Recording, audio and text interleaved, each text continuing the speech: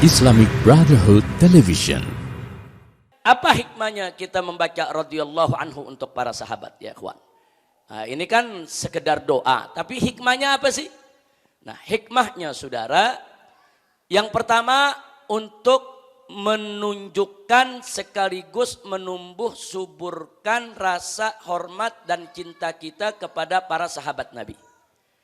Karena mencintai para sahabat itu adalah perintah Allah dan Rasulnya. Dan Nabi wanti-wanti, yaitu kepada para umatnya agar betul-betul menghormati, mencintai dan menjaga kemuliaan para sahabat Nabi Muhammad sallallahu alaihi wasallam. Nah, sekaligus juga yang kedua, kita membaca taraddi kepada para sahabat sebagai bentuk apresiasi, rasa terima kasih atas jasa-jasa mereka yang telah membawa Islam kepada kita. Laulahum, tanpa sahabat, saudara, Al-Quran gak sampai kepada kita. Tanpa sahabat, hadis Nabi gak sampai kepada kita. Tanpa sahabat, ajaran Islam gak sampai kepada kita. Jadi bagaimana dari Nabi alaihi salatu wassalam, ajaran Islam yang dibawa oleh beliau sampai ke tabi'in? Lewat sahabat. Jadi bagaimana ajaran itu bisa sampai kepada kita? Melalui para sahabat ya ikhwan. Nah, lalu bagaimana cara kita menyampaikan bentuk terima kasih kita kepada mereka? Nah, salah satunya ini. Kalau dengar nama sahabat, baca radhiyallahu anhu. Jadi di samping kita mendoakan mereka, itu pertama juga sebagai cara untuk menumbuhkan rasa cinta kepada para sahabat.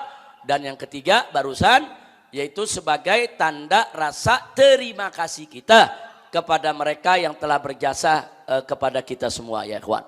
Nah, kemudian selain itu pembacaan radhiyallahu anhu kepada para sahabat ini saudara juga mengingatkan kita agar kita jangan sekali-kali mempergunjingkan sahabat. Jadi kalau dikatakan radhiyallahu anhu, Allah ridho kepada mereka, Allah ridho kepada mereka. Nah, kalau kita udah menyatakan Allah ridho kepada mereka, jangan lagi kita bicara tentang kekurangan atau kesalahan mereka. Jadi kalau mau bicara kekurangan, saudara, ya para sahabat Nabi bukan malaikat. Para sahabat Nabi manusia. Mereka tentu tidak maksum. Mereka ada salah, mereka ada kekurangan. Tapi dengan kita membaca radhiyallahu anhu, semestinya segala kekurangan dan segala kesalahan para sahabat udah kita tutup ya ikhwan. Enggak pantas untuk kita ceritakan.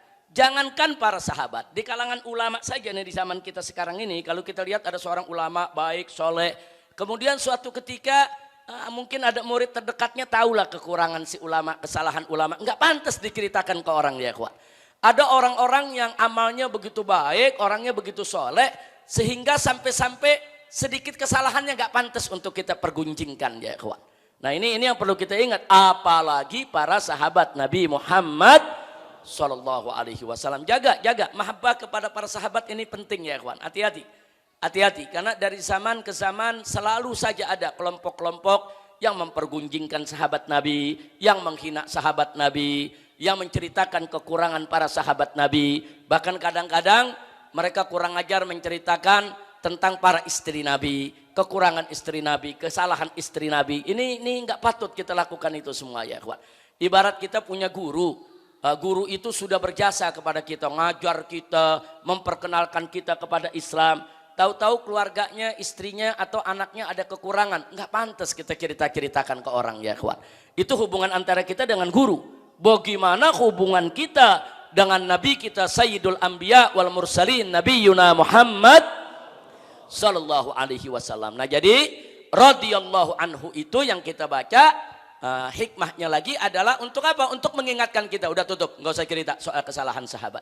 Makanya ulama-ulama Ahlus Sunnah wal Jamaah sepakat di dalam ilmu hadis itu ada yang disebut ilmu al-jarh wa ta'dil.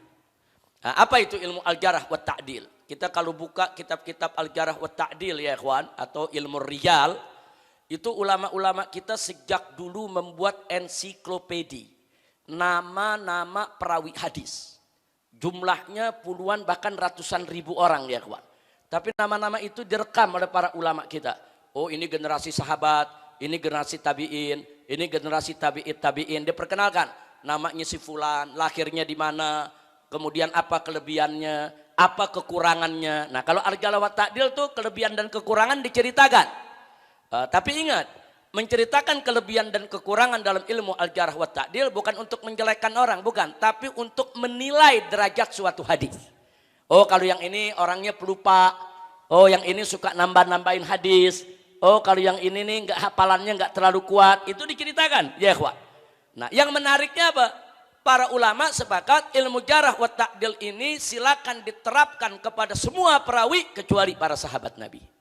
Subhanallah. Jadi untuk sahabat enggak usah cerita lagi al-jarh wa ta'dil. La jarh wa ta'dil li sahabatin Nabi alaihi salatu wassalam.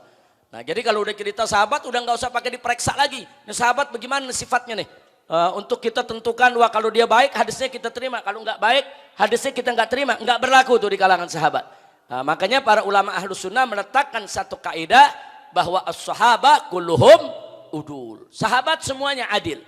Nah, tapi bukan maksum, jangan salah paham. Udul itu bukan maksum, bukan. Nah, kadang-kadang nih ada kelompok di luar ahlus sunnah memfitnah. Dia bilang apa? Wah, itu ahlus sunnah tuh, para sahabat Nabi dianggap maksum semua tuh, mengkultuskan sahabat Nabi. Enggak, ahlus sunnah tidak mengkultuskan para sahabat Nabi. Ahlus sunnah tidak mengatakan para sahabat Nabi itu maksum. Artinya maksum tuh bersih, nggak ada dosa, ya ikhwan. Baik yang besar maupun yang kecil. Enggak, para sahabat punya kesalahan, punya kekurangan. Lalu maksudnya apa? As-sahabat kulluhum udul. Maksud as-sahabat kulluhum udul adalah bahwa dalam konteks meriwayatkan hadis tidak ada satupun sahabat yang berdusta. Mereka semua adil. Adil tuh mereka menyampaikan apa adanya. Mereka tidak tambahkan, mereka tidak kurangi, apalagi mereka karang-karang sendiri. Apalagi mereka berdusta atas nama Nabi, enggak ada. Makanya sampai saat ini di dalam ilmu hadis kalau kita pelajari, tidak pernah ada satu kejadian pun yang membuktikan kalau sahabat pernah ngarang-ngarang hadis buat Nabi, enggak ada. Enggak ada ya kawan. Satu sahabat pun yang menambah-nambahkan atau mengurang-urangi hadis Nabi, enggak ada ya kawan. Atau satu sahabat yang berbohong atas nama Nabi, enggak ada. Alhamdulillahi rabbil alamin. Jadi al-jarh wa ta'dil itu berlaku dari mulai tabi'in, tabi'in dan terus sampai kepada para ulama yang membukukan hadis-hadis Nabi kita seperti Imam Bukhari, Imam Muslim, Imam Ibn Majah, Imam Nasai dan lain sebagainya radhiyallahu taala anhum ajma'in. Nah, itu yang perlu kita sampaikan. Jadi sahabat itu mulia, tolong kita jaga, kita cintai, dan itu kewajiban kita. Terakhir, masih soal sahabat.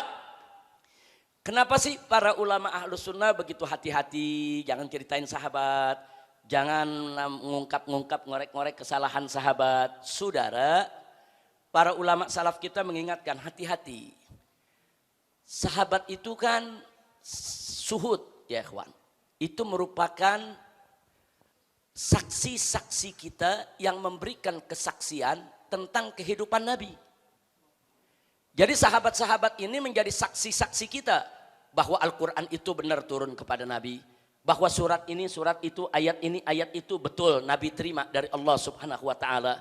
Dan sahabat-sahabat ini juga menjadi saksi bagi kita bahwa betul Nabi berkata begini, Nabi bersikap begini, Nabi berbuat begini. Saksi-saksi kita itu adalah para sahabat Nabi alaihi salatu wassalam.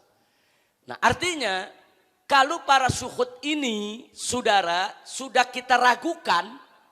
Nah, ini makanya tuh orang-orang yang menceritakan kejelekan sahabat, itu sama juga dia lagi menanamkan keraguan di tengah-tengah kita terhadap, yaitu daripada para sahabat Nabi.